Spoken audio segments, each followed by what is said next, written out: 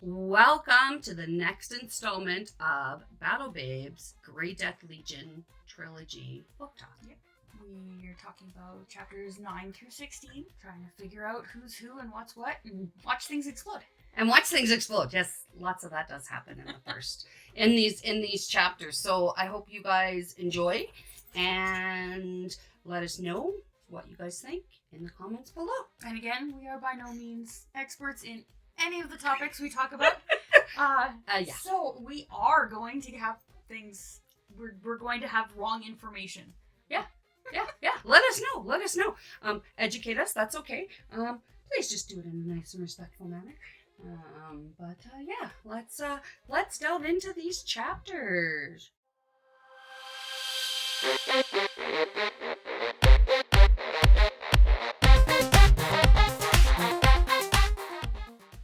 Chapter 9. Chapter 9. So the guys are still together, Gray and Tor. They're discussing what they should do. They both have opinions on how they should proceed. Tor wants to go and get a job, get some money so that they can maybe purchase a way off the planet. Unfortunately, Gray has got a pretty one-track mind about revenge. You watch your dad get killed, and he wants to find the Marauder pilot and just kill him again. Kill him again. Yeah, absolutely. And like they do run into the Marauder right in this chapter. Again, the Marauder and the other mechs are starting to tear up the city, do that first strike on the city, and they decide that, well, Grace says that, hey, I have these people. I don't really want to take you there just because it's dangerous for them, but we really have nowhere else to go right now. And, well, on the way there, everything goes sideways. They round the corner and the house that they're trying to get to is destroyed. Well, yeah. In front of their face, just completely demolished. Well, yeah, that's at the beginning of chapter 10, which is, it literally goes from them talking, oh, we need to go find somewhere and get safe. And then all of a sudden, they're beginning of chapter 10, and they're slowly trying to get there, trying to get by all of these death machines, as Gray describes them. And they see the pirates taking people for hostages. And all of a sudden, there's a loud crash, and oh, wait. No more house. They see the Marauder smash the house of the merchant that helped Gray in the first place. Yeah, where he was at the beginning of, after the battle, right? As soon as the story, it's not as soon as the story starts, but as soon as they had that first, when the planet was taken over by the pirates, right? Yeah. And so he's completely astounded. We still don't know what's happened to Byrner and his family. We just know that there is no more house. There's no more house. So I'm kind of hoping that and this is really bad because I suppose it's the lesser of two evils, but I kind of hope they were taken prisoner and not died in the house. Well, no, I kind of hope they're safe somewhere else and not prisoner, but it's, okay, yeah. Go 6 of one, half dozen of another, yeah. We just don't want them dead. But we just don't want them dead because we'll help them out. They're good characters. Yeah, it's good side characters, maybe someone that he can rely on later on. Yeah. And Grayson, besides revenge, is trying to go find Mara at the palace. It's his second track mind, which I don't fault him for it because her family is powerful to a point. They might have resources that they can't get with basic money that they would make down in the shipyard or wherever. Or with him being an off-worlder, right? That already is huge, the fact that he's an off-worlder. Yeah. And they were essentially leaving them to Hendrix pirates to be like, hey, bye-bye, we're going back to our own world and we're going to leave you to deal with these people. But I found it interesting that Tor decides, okay, I'm going to go to the spaceport. Mm-hmm. And Gray's like, yeah, no, I can't get past this whole, the Marauder killed my daddy. And so I need to revenge him, which I get it. So they go their separate ways, planning to get back together. Yeah. They'll meet up once they've figured out whatever. Yeah, once Gray gets his head on straight, kind of thing. Yeah, which happens quite quick. But we'll delve into that in a minute. But then Sing, I knew Sing. Well, we know he's a dick just because of what he does. But this is the first real thing we see, is that he just talks about how there's Carlisle gone, Grayson's gone, and he knows that he shot him. He should be dead, but he's not with a pile of bodies. So he's like, well, I hope he dies. He either goes out into the fields and dies because it's going to become night soon and freeze, or he's in the city and we'll get him sooner or later. We'll find him and get him, yeah. But yeah, this guy's just not. I mean, he's not nice to begin with. Yeah, I'm really, and it's not just a captain. He's Captain Lord, so he's definitely has some power somewhere. But then we also find out who he's really working for. Like, he doesn't say anything about Hendrik. He just says he's working for Duke Reichel, who is, we find out, actually, they look at him, or his official title is the Red Hunter in the successor states, which that kind of makes me worried. If he's working with this guy, who it makes me think of the Marvel, the guy who's in charge of the bad, not Shield. Don't look at Hydra. Yeah, the guy with like the red skull facey thingy. That's what it makes me think of. Red skull. The red skull. Your husband's busy. Yeah, good thing my husband's busy. So yeah, like I'm like, oh my god. So there are these two names, and Singh is not too worried, which I was kind of shocked. I thought he'd be a little bit more worried, but he's like, it's not going to make that big of a deal. It's not whatever kind of thing. Well, and I think his reasoning is like, either the off-worlders, the ones that have escaped, obviously are not coming back. Like, the ones that are able to leave the planet are gone, and they've killed or imprisoned pretty much all the other ones. So having this one random kid in his eyes, well, yeah, I'm literally a kid who hasn't finished his training, running around out there when they're looking for off-worlders and killing willy-nilly, randomly, like not really caring who gets in the way. Yeah, why would he be worried about this punk? Yeah, he's like, okay, well, we'll worry about it, but it's not a big deal. But it's, so looking at Singh, like, yeah, this was our first real, like, we heard about him earlier, but this is like, okay, I'm like, okay, he's a big important guy, but I guess we'll see more about him. Like, we learn more about him later in the chapters. But then Gray, like, we see that he actually heads out to Thunder Rift, which I thought was kind of cool. I thought it would just be this place that maybe he was hiding out in, or just a place he randomly found. But he likes Thunder Rift. He would go there as a refuge. Yeah, to get away from either, his, captain, like, hard, rigorous training. Of course, 20-year-old kid who wants to learn how to do this, army warrior stuff. It's like his Zen palace, like Superman's. I'm not a big fan of DC, so I really can't think of what it's actually called. But his like special. Yeah, you get away to listen to the sounds of nature and just to relax, clear your head. Well, and one of the things that I found really funny about this was he is so excited about this place. He loves it. Like, they do a really good job describing it. And one of the things that Gray talks about is the fact that he took Mara out there thinking that this is going to be, the perfect place. And we're going to have a little bit of special time. A little bit of romantic, and she's not impressed. Yeah, she doesn't like that it's noisy and it's wet and it's blah, blah, blah. And he doesn't take her back, and actually doesn't go back for days after the first time he took her there, but he did continue going back. And I think it's kind of cool that has such a significance for Grayson, considering, well, it's the name of the dang book. But it's a pretty cool location, and the fact that it appears overnight, yes, air quotes of overnight, because of the weather change, right? Because their weather, they have nice-ish weather for certain length of time, and then it freezes, and then within however many of their days, or however many standard days it melts again, right? It just goes it's so drastic of a change that it's frozen, then it's not frozen. Yeah.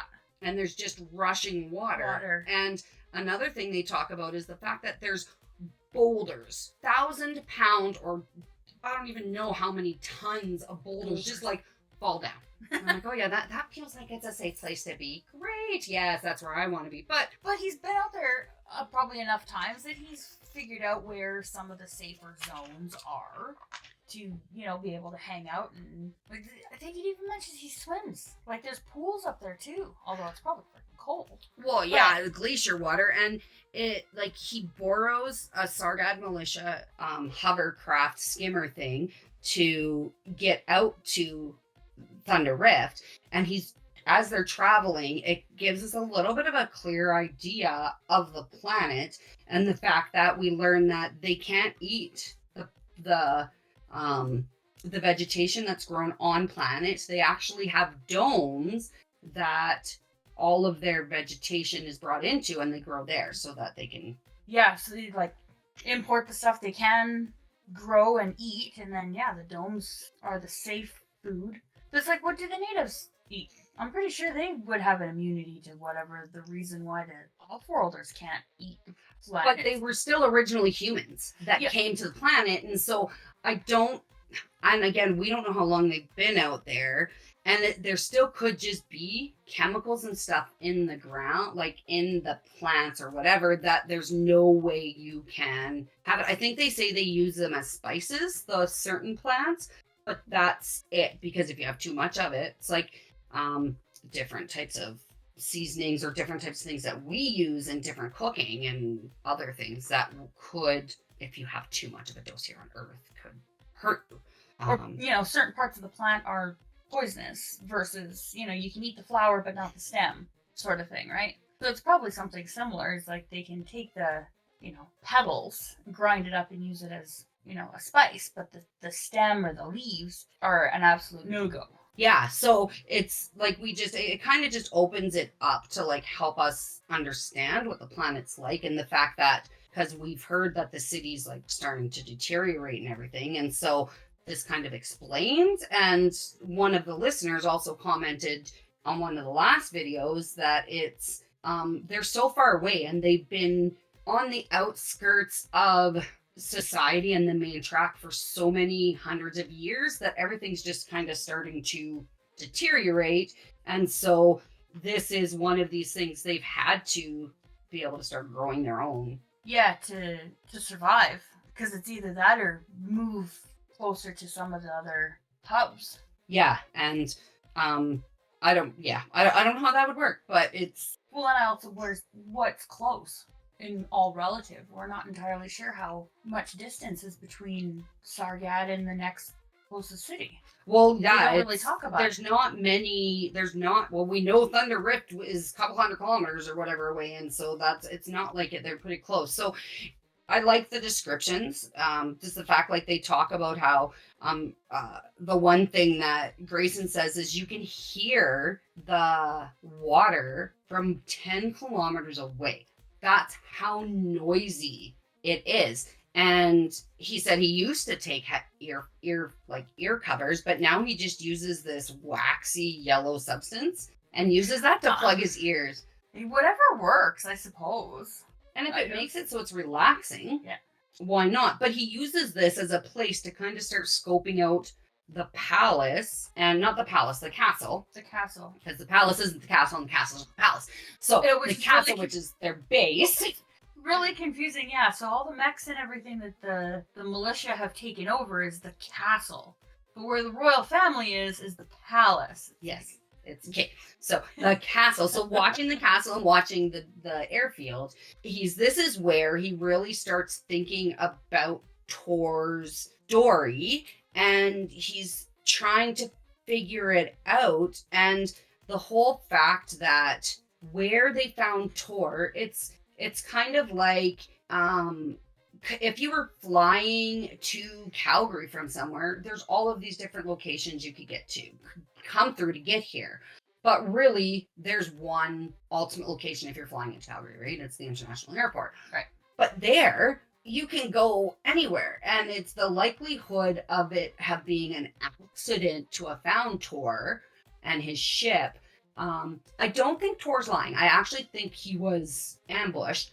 But the fact that these aren't, like, this Singh is not technically connected to Hendrik, right? Right. And Gray is trying to figure out, okay, well, there was like 30 different options. So someone had to have given. Someone leaked the flight path and where he was going to be stopping to recharge his ship to do the next jump. And that's when the guys hijacked him. Right. Essentially. Like, so yeah, absolutely. I believe Tor, like, from his point of view, his story is true. Like, he doesn't know what's going on behind the scenes.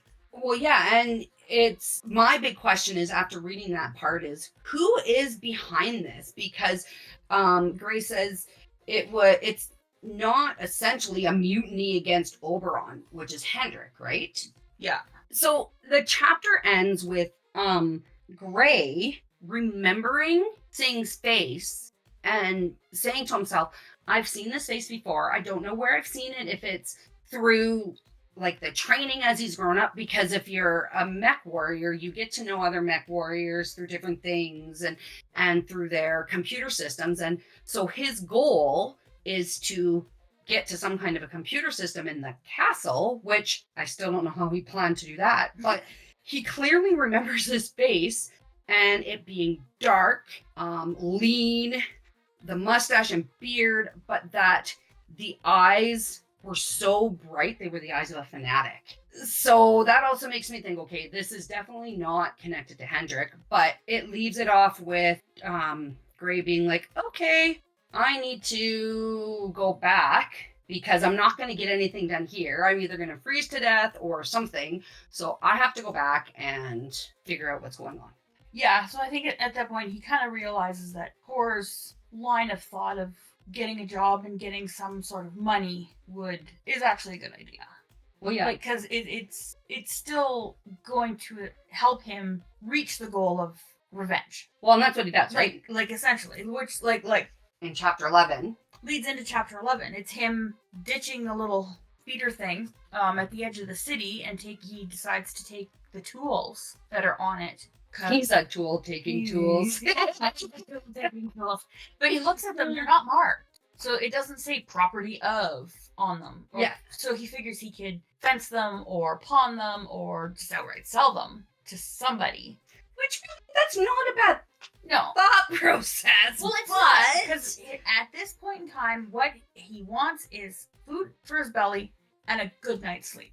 And proper clothes, because he's currently covered in mud. He is absolutely covered in mud. There's a really good, and I wrote it down, how he looks. Of course, now I can't find it. Mud smeared and scarecrow appearance. Oh yeah, he's really gonna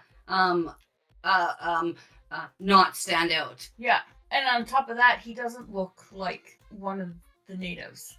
Well, yeah, like he looks like an off-worlder. So on top of that, he stands out double. Mm-hmm. But because they describe him as a scarecrow, like, I can't picture him going through all this rigorous training for the military and learning how to be a mech warrior, that he doesn't build up some sort of muscle. So he's been without food. Like, there really isn't a passage of time. Yeah, like, well, with the way, and I still haven't wrapped my head around Trell's timeline, so it's got to have been a couple days. But the thing is, I think of him, I think Connor. Like, I love Connor, don't get me wrong. I'm not trying to be, but like, Connor is a tall, lean fella, right? Like, right. I'm pretty sure he has some muscle on him, but I'm like, I'm not picturing like the muscle builders we were talking about in the last ones. He's more like Sam, not a Dean. Yeah.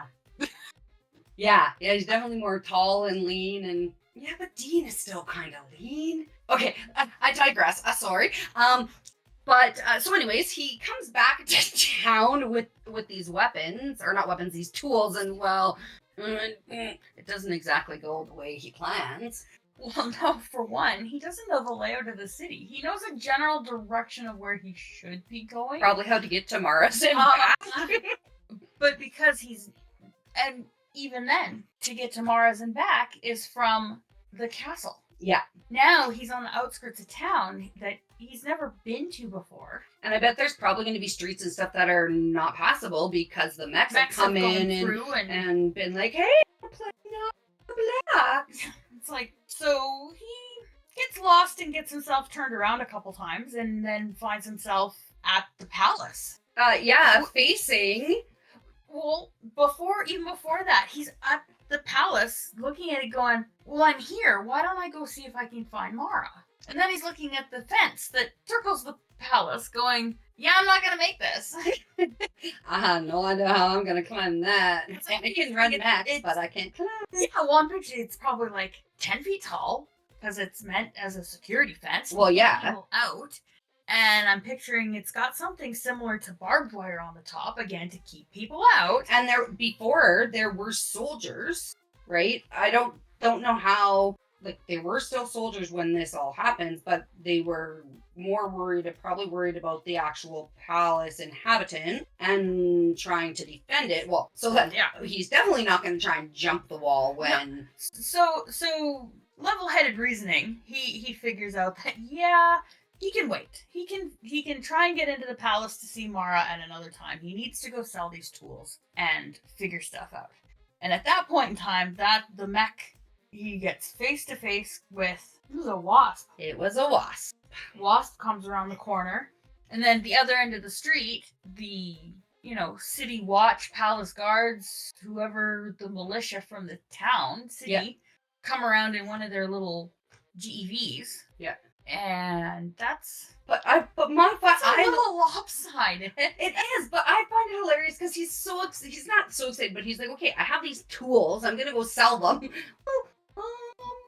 Well, he doesn't have the well, no, he still has the tools. They're just squished. They're squished because the mech walked on it, didn't they?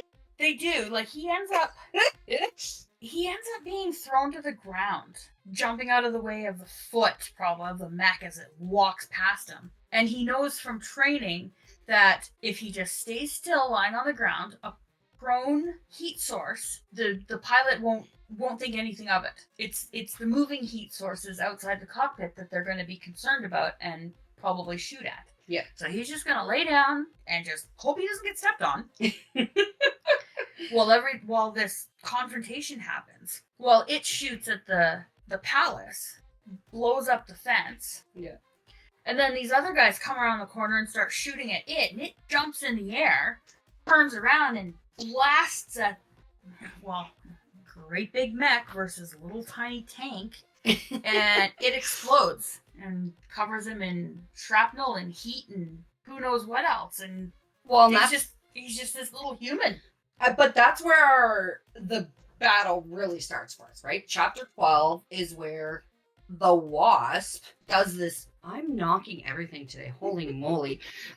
The Wasp starts just like destroying stuff, and it destroys this GEV, and Gray nearly avoids getting killed himself. But then his military training kicks in, right? And this is where talking about, like, listening to my dad's stories or like other family members or friends of us of growing up, like just kind of the training and things like that. And he remembers that the whole point is when something like this is happening, someone's got to take charge. And there's all these soldiers who literally have not been in any real live action battles. Not like he has, but he's actually had more actual training. These are just militia. They're supposed to be the last resort if the Carlo Commandos aren't around. And they're foot soldiers. Which, up until recent events, the mechs have been on their side. They haven't had to deal with the conflict of facing a mech and trying to fight it. And they don't have that training. Well, like you were saying, like Gray isn't battle hardened. He hasn't been in through an actual fight. But I guarantee they have. He's done simulators. He's done simulators, or even like they load. I'm pretty sure they can load blanks into the mechs, and he's still, it's not live fire training, but it's still training, like in the pilot seat of these mechs. Well, and he's grown up with it, and the one quote which really stood out for me, and it's the big point of why Gray decides, hey, I need to do something, is his tutor, right, or his main commander, Kai Griffith, taught him that there is only one way to overcome panic. And the only... Sorry, I can't read that. Sorry. The only way to beat panic is to do something. I don't care if what you do is dead wrong. Taking action is better than just sitting there getting peeled, which is absolutely correct, right? That's soldiers are trained to do what they need to protect themselves, to protect the other people, and then ask questions later. And that's literally what he does. He's like, okay, I see all these people. He jumps up on the other GEV and gets a hold of the machine gun and starts firing at the Wasp, which I like, they even say 1,500 rounds a minute. And he just starts firing at the Wasp. And of course, all these militia really don't know in the panic who he is, but he's taking charge. He starts firing at the Wasp. Well, he barks. See, I think he's starting to bark orders too. Cause not quite yet, because he actually starts to hit the Wasp, and the Wasp starts looking for its lasers because his medium lasers are in his hands, and he dropped them, and so Gray gets a little bit of a heads up on it, and the Wasp tries to hit him with his hand. But he gets the machine moving, and then he starts calling to the soldiers. And he's like, hey guys, you guys need to do this. I need you to help me. And he tells them, aim at the head. That's what we need to do. Right now, we have to, in these kind of situations, you want to take prisoners, but right now it's a freaking tank up against infantrymen. You're going to take the dang tank out. Yeah. Right? So take out the head, and that's what they start doing. Yeah, hit the weak spots. And he knows that hitting the head, there's the sensors. So if you take out the sensors, you can't see. Mm-hmm. Because there's no actual... there's no visor. There's no visor. There's no windshield. Yeah. So a lot of the mechs look like they have visor windshields, like greens. But it's not. It's completely enclosed. They're relying on infrared sensors, essentially, to find their heat sources to shoot at things. Well, and I like that they literally catch the Wasp off guard with a grenade and it falls, which that's the best way to take out a mech is to get it to fall, because then they have to try and get up, and they have to use think, not just a human trying to get up without their hands. That's hard enough, but a big ass 20-ton machine trying to get up, and it's already damaged a bit. Well, he falls down and he ain't getting back up because Gray finishes him with the gun, takes out the head. Yeah. Well, I think that's when the other one shows up. No. Well, kind of. They start go back looking to the palace. Yeah, they go to the front of the palace, and that's where the other Wasp is. Because that's actually part of a plan. There's a grand master plan that we just keep getting tidbits of. Yeah, we don't know. We know it has to do with Reichel and Singh, but we don't know all about it. But it sounds like that was their plan, was that one of the Wasps was going to go in the back door and the other Wasp was going to go through the front gate, which that's where they find it and start pestering it. But then other militia show up and foot soldiers from the pirates, which kind of throws it off a bit. A little bit, because I think now they're a little, not that they weren't outnumbered, people versus mech, but now it's people versus mech. Yeah, and it's already hard enough having some moving pieces, and now you add all these other moving pieces, and they're not all on your side. But at least Gray's still in the machine, or on the GEV, and he still has this machine gun. Yeah, and the guys in the vehicle with him are listening to him. Mm-hmm. So when they say, hey, go over here, and he starts aiming at the ankles, because he notices one of the actuators in the ankles is actually crippled. So he's not the mech's not moving as fast. So he actually switches from trying to hit the head again to hitting the legs, because he knows if he can take out the ankles. If you take out anybody's ankles, they're going to fall down. Well, exactly. And I thought it was hilarious because I'm like, okay, you could shoot them, but that's a really small target. And then he uses the GEV as a ramming battering ram, which doesn't go quite to plan. But it could have been freaking epic. It would have been epic, but the mech did something unplanned and he missed the target. Which, okay, not a shocker, but it at least, I think that's kind of what was the final straw for this wasp. Because at the beginning of the next chapter, chapter 13, when there's some other militia vehicles show up, right, carrying PPCs, heavy, destructive PPCs, they have this mech that his right ankle is really, or right leg is really bad. And I think because that's the leg that Gray hit with the GEV. So I think that it maybe wasn't exactly what he wanted to do, but it was enough to make enough damage that this mech is kind of like, oh, crud, because he rather quickly turns tail. He starts to run, and that's the locust that they're fighting that turns and gets away. No, it's not. It's the wasp, because the locust is the one that they corner. The wasp and it surrenders. The locust surrenders, yeah. Yeah, so the wasp gets away. They try and take it out, but the locust shows up, and that's how the wasp gets away. Because this locust shows up and distracts them, and they start trying to fire at the... Well, now they're facing a brand new pristine mech. Well, and they talk about this locust being really fast, like 165 kilometers per hour this thing can move when it's in open field. And so... that's frightening. Yeah. I've never been in anything that you can control that can move that fast. I've been in rides that move that fast, but not vehicles. No, I don't want to be in a vehicle that moves that fast. Well, I kind of do, but that's because I'm an adrenaline junkie. But but it's like we were talking in our like the first supplemental we did about how mechs, depending on their depending what they have, they can weigh the same but be totally different. So the wasps have more weapons and less armor and speed.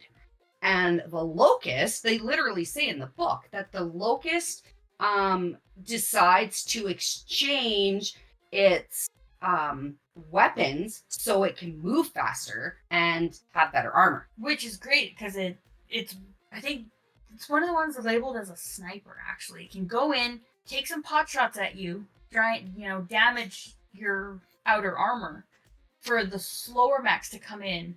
And it's like taking a BB gun and like making dents in something, and it weakens the structure. And then you get your heavy hitters come in, and in one shot they're internal and possibly killing the mech. And so that's exactly what the locust is. It's a pest. Well, and it's still fast enough and has enough on armor to be able to get in and out real fast. and still have Trojan armor. Yeah. Like, it can take a couple shots while it's, shooting at you, trying to poke little pinholes in. Be a pest while this other mech comes up in another direction. And which was kind of what the plan was. It was so their first phase of this plan, which it's a covert operation Code Dragon is what they've named it for whatever reason.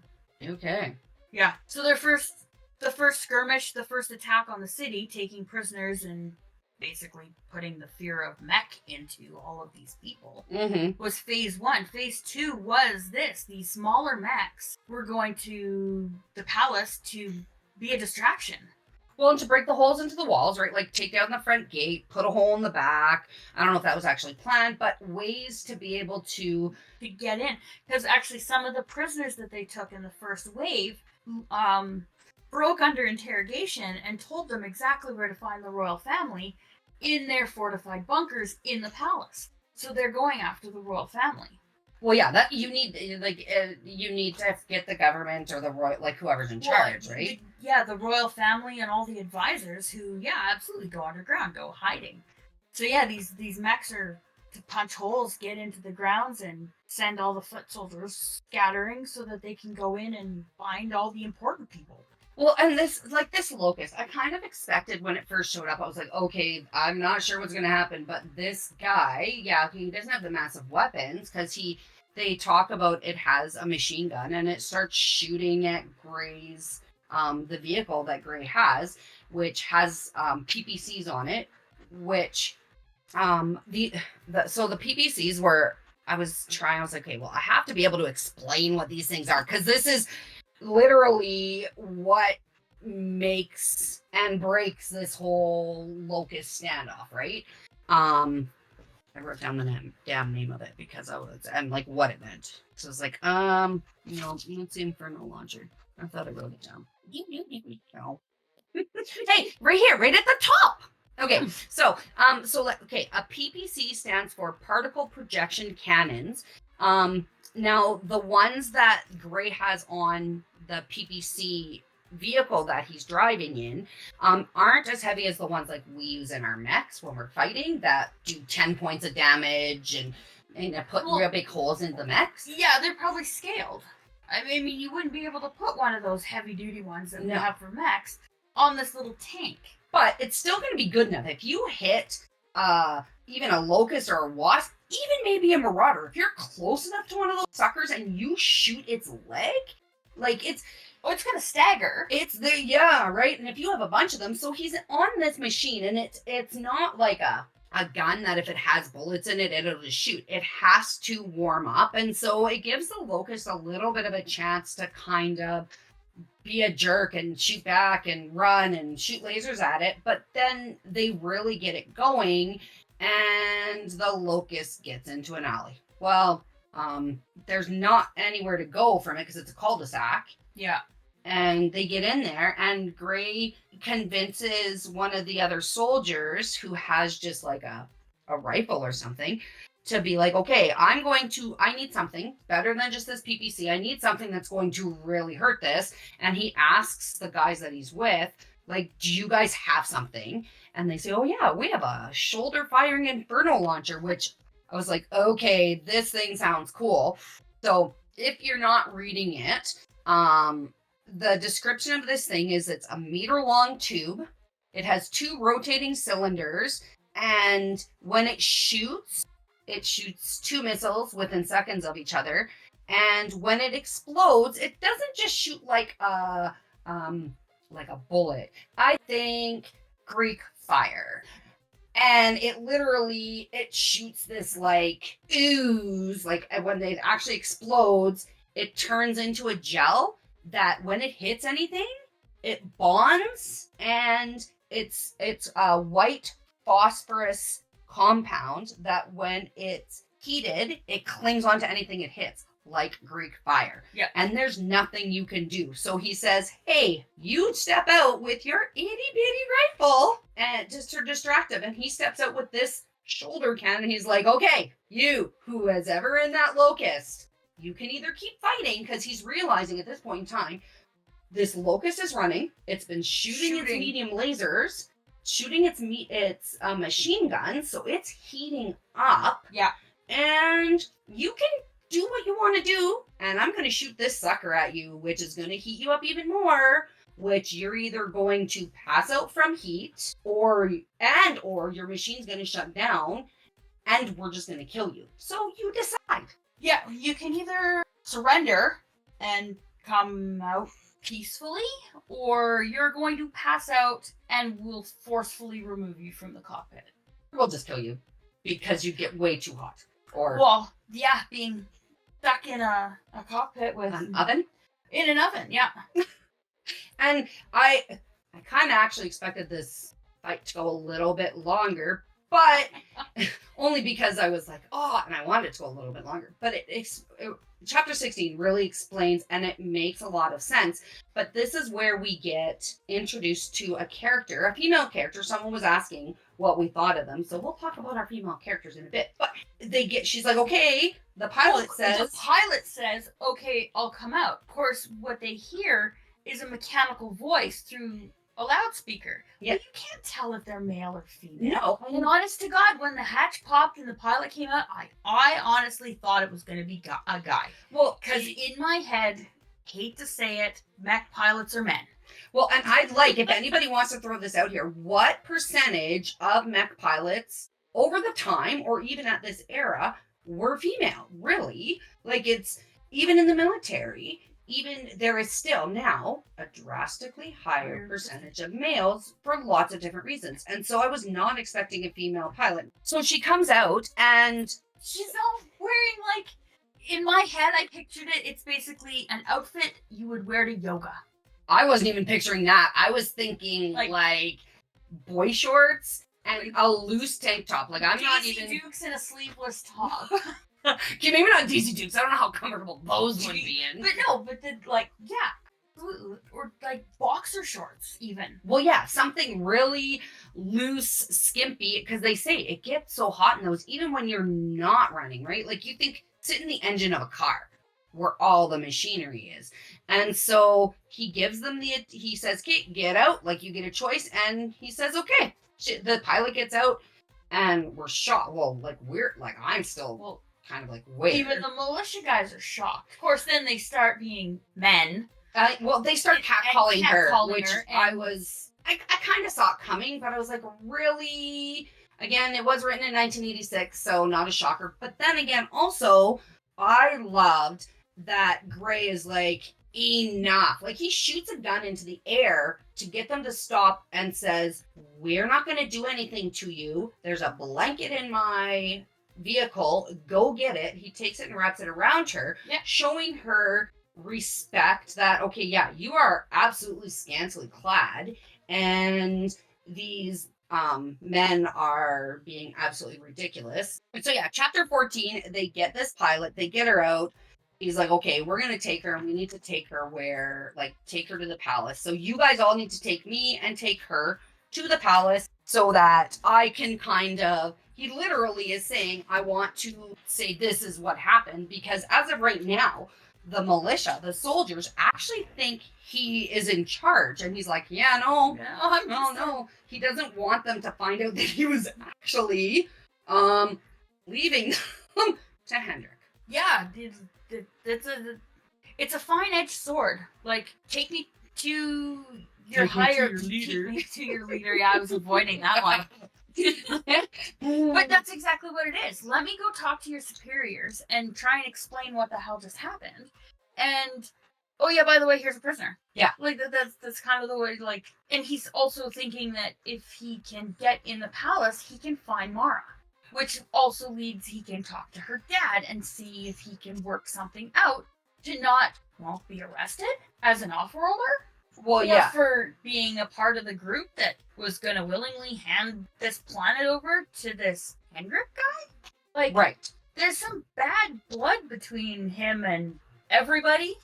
Yeah. So it's the fact that it went from within minutes, an hour, that he's probably, he's being hunted by Singh's men. And the locals aren't going to like him because he was part of the Carlisle Commandos. He literally becomes the savior of the city. Because the soldiers are like, he beat these Mets one-handed and da-da-da-da. Oh, the exaggeration from the stories, I can just imagine what's going around. Which, it turns out not to be bad for him. But it also... they get to the castle, and he gets treated like royalty for the next, 48 hours or 4 days or something? He's a hero. He gets crimped and, sucked up too, and... Clothes. He gets a uniform, which I thought was kind of interesting. Like, they stuck him in a royal guard uniform. Okay, well, yeah, we'll leave it at that for now. But I was like, Well, at that point, we get our first real look at Mara. Right, which we're going to leave Mara till after the commercial break. Only because it's like, so she shows up at his room. He hasn't even seen her yet. And she's like, oh, I love you. She literally says to him, oh, my love. And he's like, he didn't say this, but he's thinking, like, the whole time we were canoodling, that we were being friends and playing house or whatever you want to call it. She never said that. No. But she does say to him, oh, I knew you weren't going to leave, which I'm still trying to figure out. And he's like, oh, okay, well, he gets lost in her arms, which, you know what, after a battle like that, and the fact that you've lost your dad, everybody in your squad is gone. Yeah, your feelings are a little shaken and mixed. Right? Like you gotta have something that is sort of normal, which... having some quiet nookie time with a beautiful woman who's wearing very I think he says her dress leaves little to the imagination. Which, honestly, if they've already been canoodling, there is no imagination needed because he's seen it all. Well, you never know. But this is true. Yeah, she's a royal princess. Stereotypical royal princess. Yeah, kinda. Yeah, nose stuck so far up in the air that she doesn't. And he's a commoner, even though he was a mech warrior in training. Yeah, he's still a commoner and an off-roller. So she's too sugary sweet. Yeah, and I think he does. He realizes it too because he really thinks about all the time they spent together, plus the last time they saw each other. Like she said, I knew you weren't leaving. So, like, okay, what ulterior motive does she or somebody in the palace that she's involved? There's something else going on. Yeah. So they have their little bit of fun in the afternoon and they go to the celebration because, of course, the city was liberated and you have to have a party and all of this stuff. And he gets an award called the Order of the Crimson Star, and he's called the Defender of Sargad, which is really, I think it's kind of cool for him. And he's told by the king directly, hey, my generals are impressed with you. They want to have a talk with you. And he's like, okay. But this is, and then we get a little bit more of a look at Mara in the next chapter, in chapter 15, which is our second last chapter. And she's in his arms and they're dancing and all of these other things at the party. And he's like what she said earlier about, oh, I told you weren't leaving.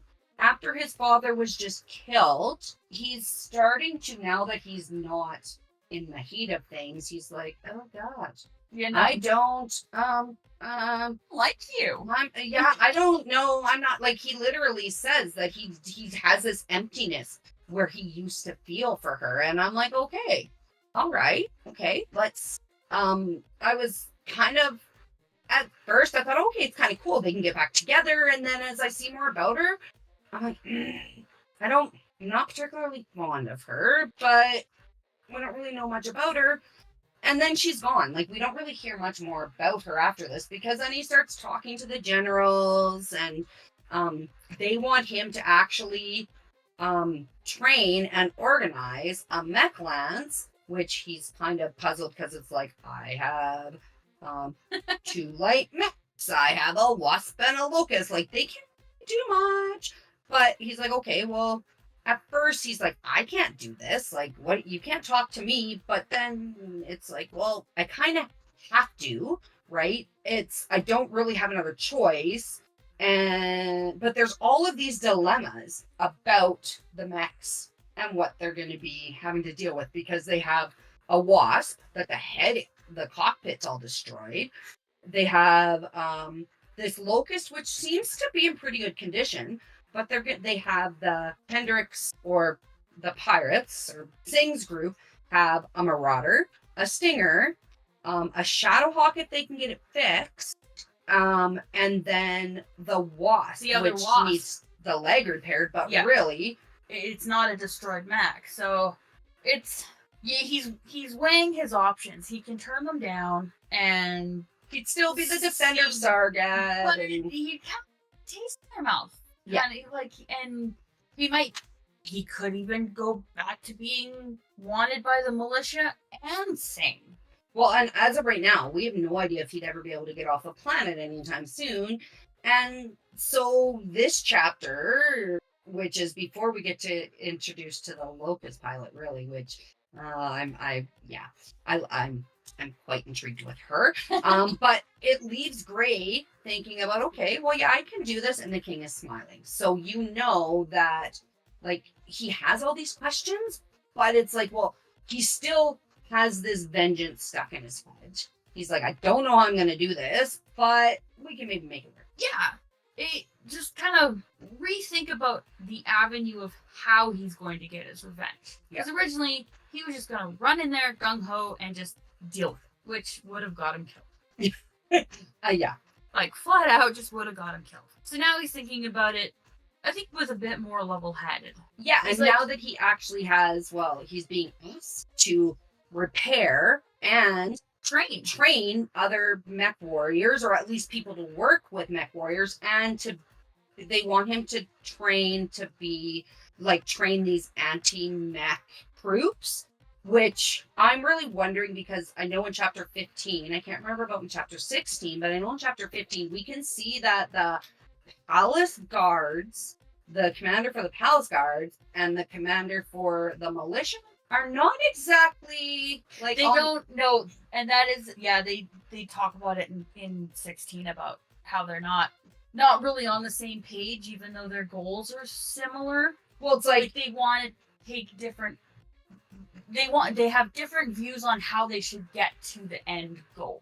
Well, and it's we're the more important ones because we're protecting the people. Well, no, we're the more important ones because we're protecting the cause that's the kind of vibe I get from them, or two gangs.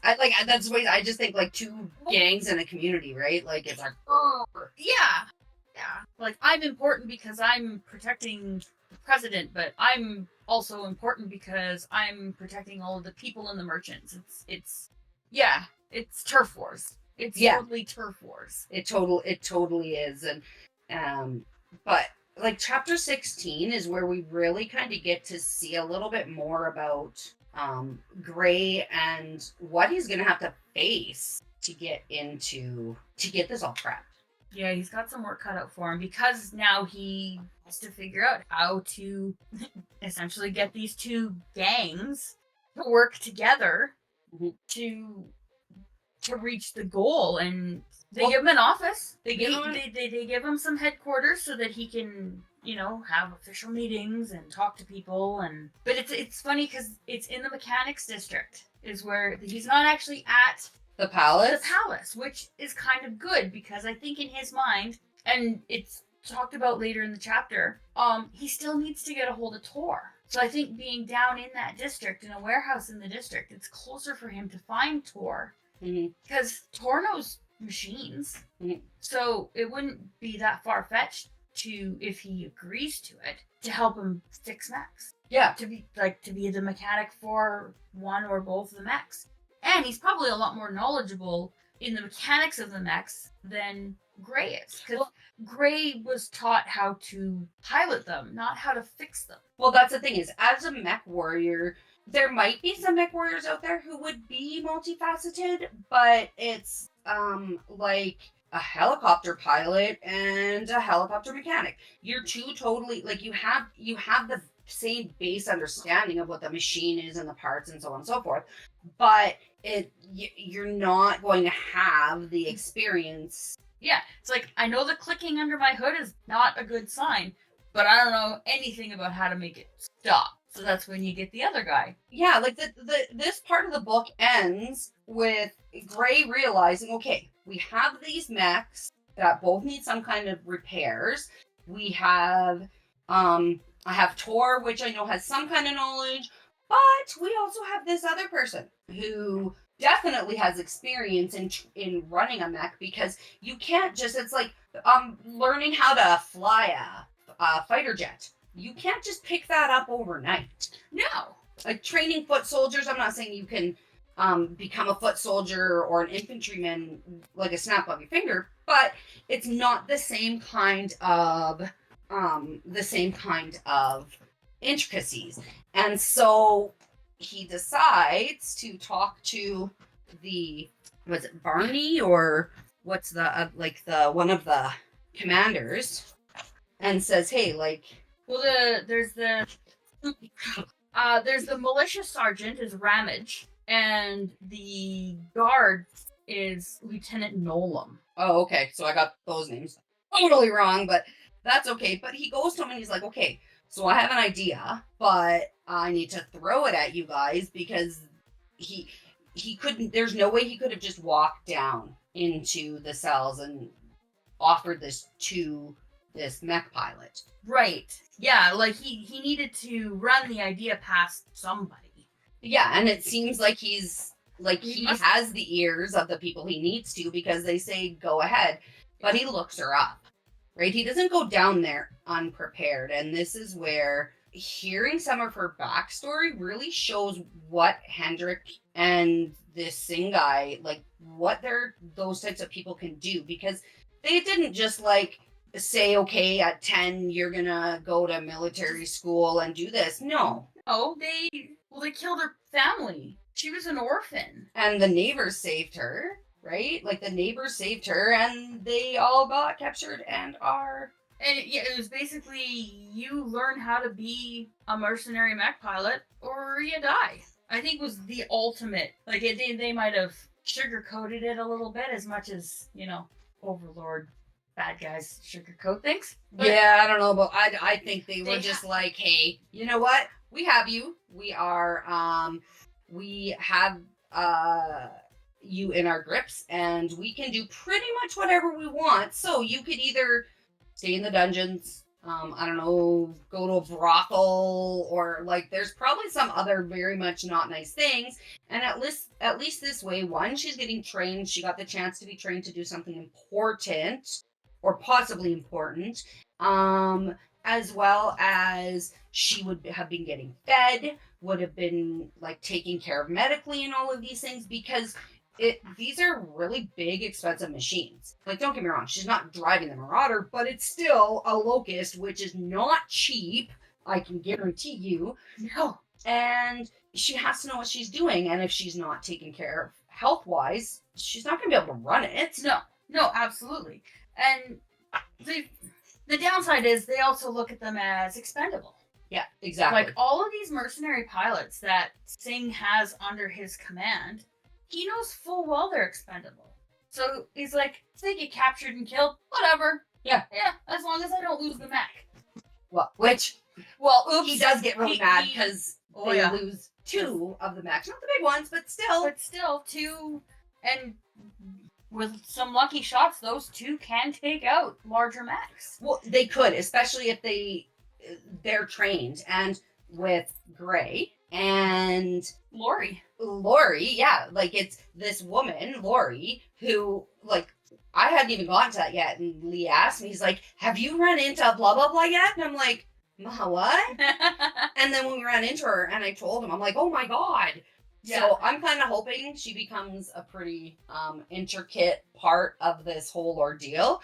But yeah, he goes down and he says to her, like, hey, these are your options. Yeah. I know about you. I know of your circumstances. You can either sit in this jail cell until they figure out what to do with you, or you can come help me. And essentially, he dangles revenge under her nose. Well, and you're not coming up and you're not going to have free reign, but you can earn it. Absolutely. And I think that's honestly when she decided initially to be trained as a mercenary mech pilot, that was also her probably end thought. Like, I can do this for X amount of years, probably make a little bit of money depending on, what happens, and maybe buy her way out to go somewhere that's safer. Or even stay there, but be like a hero, or because you're a mech warrior, you're not just a foot soldier, right? Yeah. You have more skills and you're more important, and you can't just, well, for the mercenaries, you can just be replaced. But in this chance, it's giving her a chance to not just get that revenge on Hendrik and his men, but it's also to kind of make up for her part in what's happened in the city and maybe make something, like you said, of herself. And I think that's what kind of sold it for her. Yeah, because she's not cold-hearted. She has a conscience. She doesn't like what's going on, but she knew if she fought back or spoke up against the plan, she would die. Oh yeah, you don't. It's you're part of a gang. You're part of a you're part of the Nazis. You don't like what the Nazis are doing. You're still gonna do it because you know they're gonna kill you. Yeah. Right. So I'm liking where this is going. There's still lots of questions. I think we still need to talk a little bit more about these characters. So let's hear this. I think there's an ad a special ad because we're not quite at that 250 yet. So let's hear from one of the boys. And yeah, we'll be back in a minute. Heidi ho, fellow gamers. Once again, we have a wonderfully painted lance to give away to one of our lucky subscribers. Painted in the Draconis Combine Ryukin Roku scheme, it includes a Battlemaster, a Catapult, a Dragon, and a Shadowhawk. A very special thanks to Army Painter Studios. This community member painted a lance for us to give away as a random prize to our subscribers. Any new or current subscriber to the channel can enter the draw. All you have to do is like our video and comment below, and we will do the draw when we hit 250 subscribers. Each video you like and comment on will get you an entry into this draw. Tell your friends, share with your enemies, and help us reach our 250 subscriber goal. Thank you all very much, and we look forward to that next major milestone that we get to share with you. Have a great day. That sounds like an awesome prize. When we get to that 250 subscribers, I can't wait to see who wins. Thanks for the ad, Lee. Now, Laura's not here, but that's because we had so much fun discussing the chapters and wanted to talk about the characters. We'd create another podcast for that. So, stay tuned. Watch out for the next video. Make sure to like, subscribe, and comment. Always hit that bell. Thanks for watching, guys, and we'll talk to you soon.